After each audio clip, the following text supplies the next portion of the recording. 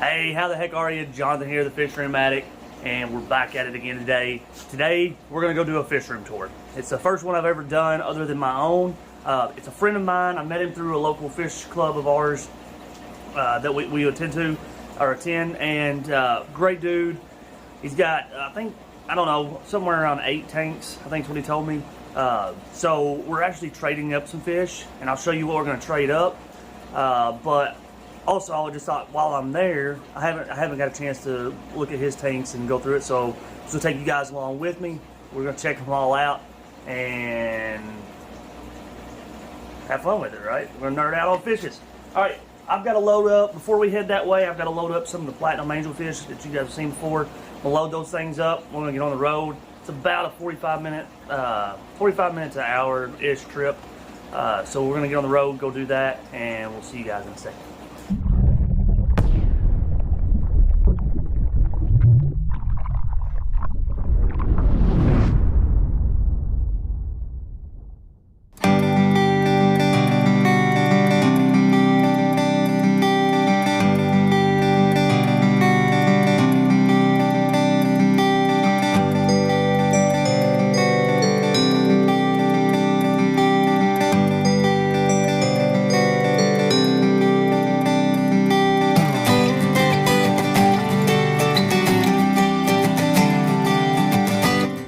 All right, so we've made it. We're here, and I'm just doing this is a quick kind of shot of the layout of his room here.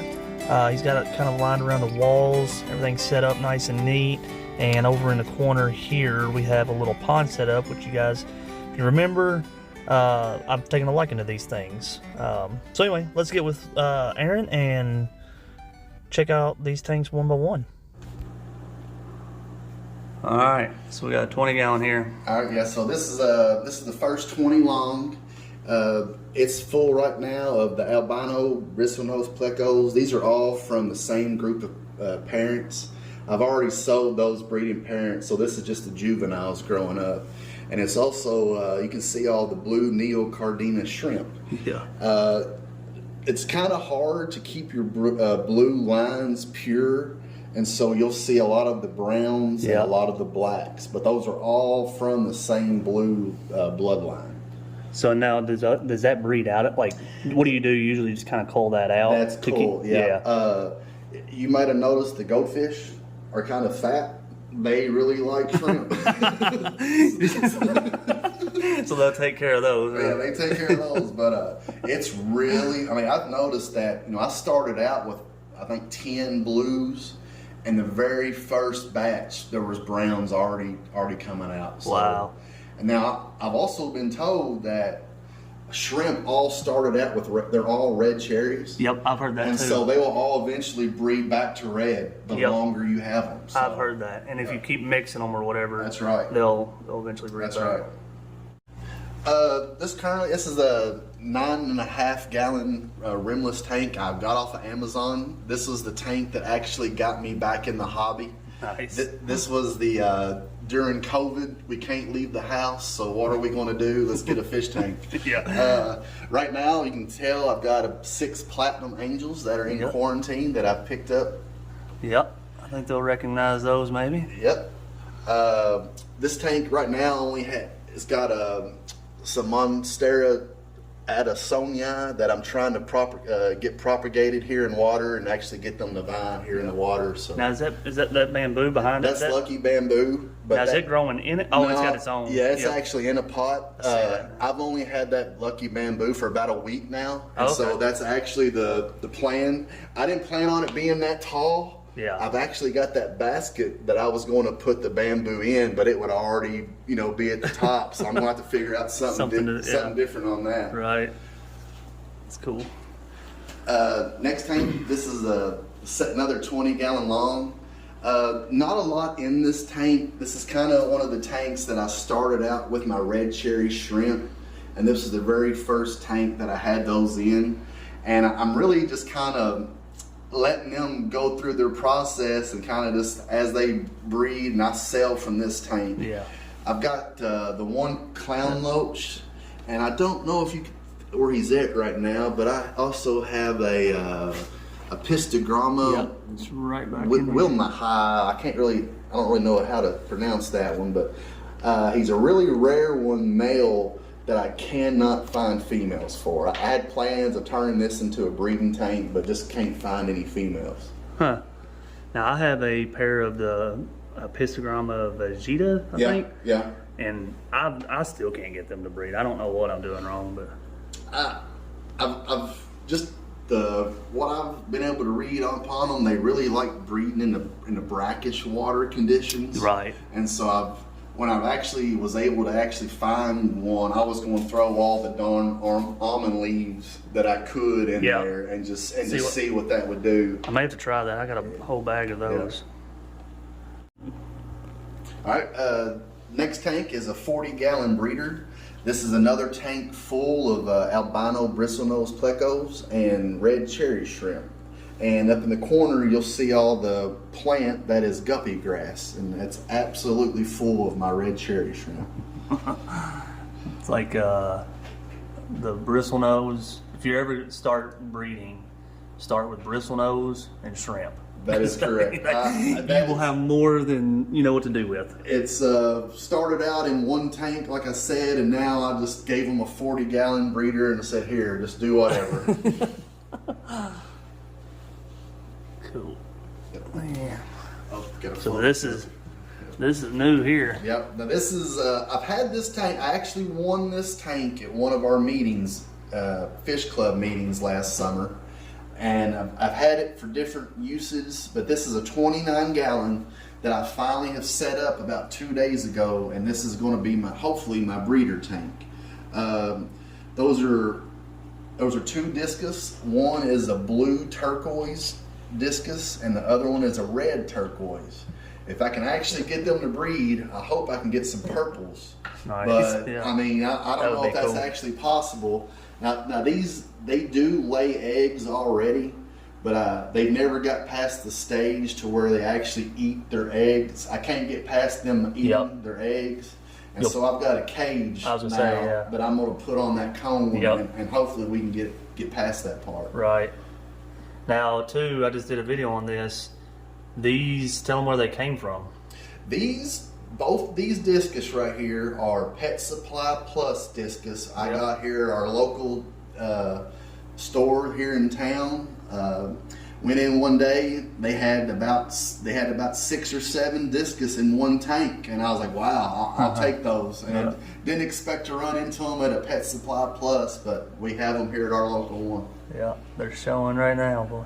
Yeah, a lot of the big fish stores get a bad rap for, just sick fish and bad water parameters. Yeah, I know they do, but you can get some nice fish out of the big box stores still. Now, definitely. Unfortunately, they are a little price. You're going to pay your big box store prices. Yep. But I mean, I've had these fish for a year now, and I haven't had any issues at all with them. The big thing is just to make sure you quarantine them. When they come out of the fish store like that, definitely quarantine. All right. Next tank. This is probably one of my favorite shaped tanks. This is a 33 long.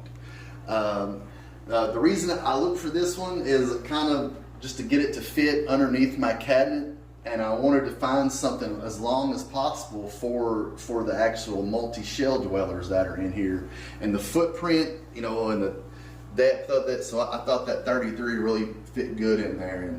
And this is a species tank again, and this is just one species, and those are the multi-shell dwellers. Yeah. The Neolamprologus. I always feel smart when I say Neolamprologus. Yeah, I just say Maltese. People look at you like, what? Like I was telling Jonathan, tried to keep some algae eaters in here. I've tried to keep shrimp. These guys will not allow it. This is their tank, and they won't let anything else in it. But they're very fun fish to watch.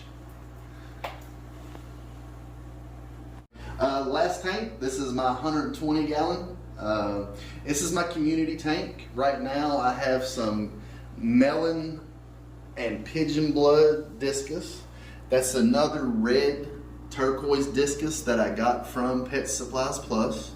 Got a few cardinal tetras, more bristlenose, albinos, and they're hard to catch, but some hill stream loaches are also high. They'll probably find a couple of those along with some more angels in there. There's one of those Yep. hill streams. Just a minute ago, they was having a little battle down here. Oh, there's one on the glass too. Yeah, yeah. The plants you'll see in the middle, those are on the end. That's Java fern with the Anubias. I can't remember which species of Anubias that is, but that's all. That's petite Anubias growing out of the driftwood. That's cool. I've got some of that, and that's like the slowest growing plant I think I've ever had. Yep, I agree 100%. In the back, that is one of the mini. What's that? Not lily pad. Aquarium Co-op. That's one of the aquarium co-ops. Yep, I know what you're talking about. Yeah. I can't think of the name of it either. I tried crypts. You can see in the back all the little like black specks on the sand. There's actually an island in the back there of aquasol under the sand, which I thought was a heck of an idea to grow my plants until you go to vacuum that sand and then you get aquasol everywhere. Yep. So both sides of it.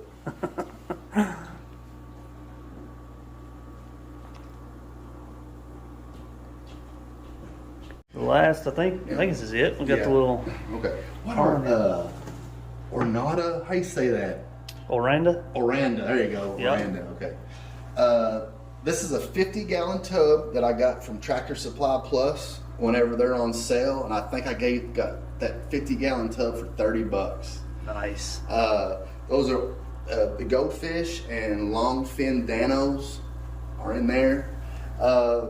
Underneath all this tile, I'll have to move the goldfish, but you'll see red cherry shrimp all under Another these bristle two. nose? Another bristle, but don't get out of there.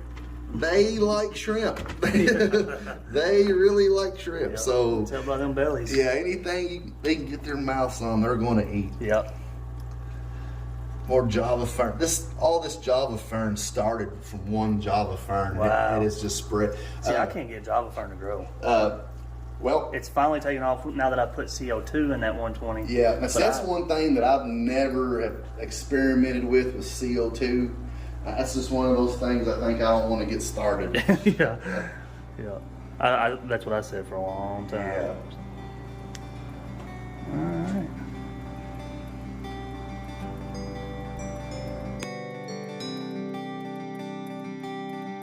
All right, so we're back home. What a good time that was. I absolutely enjoyed that. Just sitting in somebody else's fish room, seeing what they have, and talking fish, nerding out on a Sunday morning. That there is a good time. So I hope you guys enjoyed it. I kind of learned a little bit more about filming, and there's some stuff I wish I would have done different, some shots I would have taken, or a little bit more I would have put on film. But I'll get better at that, and we'll do a little bit better on the next one. And maybe we'll circle back again later on and revisit his fish room and talk to him some more, and maybe next year or whatever. So I did bring home a couple of things from him, which was kind of one of the main reasons for the visit. But I got a Rosaline. These guys get called a couple different things, I guess. They call them a red line shark or Rosaline barb. Roseline barb, heard them called different things, but I do have 3 in the 120, as you guys know, and yeah, he had one, and I think she might have killed the other one. It looks like a female to me, but I'm not exactly sure. So anyway, we'll just add it in with our group, and I'm sure they'll get along just fine. And of course, the other one that I wanted to get. The other thing I wanted to get, and I've been talking about ordering them maybe, was those blue shrimp. We saw them in the video. We got a few of these, and we're going to see what happens. Maybe get them bred. And I want to put them in with the, over with the the Tequila Sunrise Guppies. So we'll get those in and maybe get them breeding. multiplying, hopefully. So I hope you guys enjoyed that video. It definitely inspired me. I love the simpleness of his setup, how clean and simple he had everything set up. And I know obviously it's all on perception. Somebody might walk in my room and think it's, you know, super clean and well put together, whereas I see all of the stuff that I want to fix and clean and the clutter that I end up with. So it's all in perception, but it inspired me to go through and do some cleanup on my tanks for sure. So anyways, if you guys liked it, if you want to see more fish rooms, I got some other friends I need to go visit as well. If you want to see some more fish room tours, let me know in the comments. Hit that subscribe button and give me a thumbs up on this one. Let me know if you liked it. So until then, I'll see you guys next week.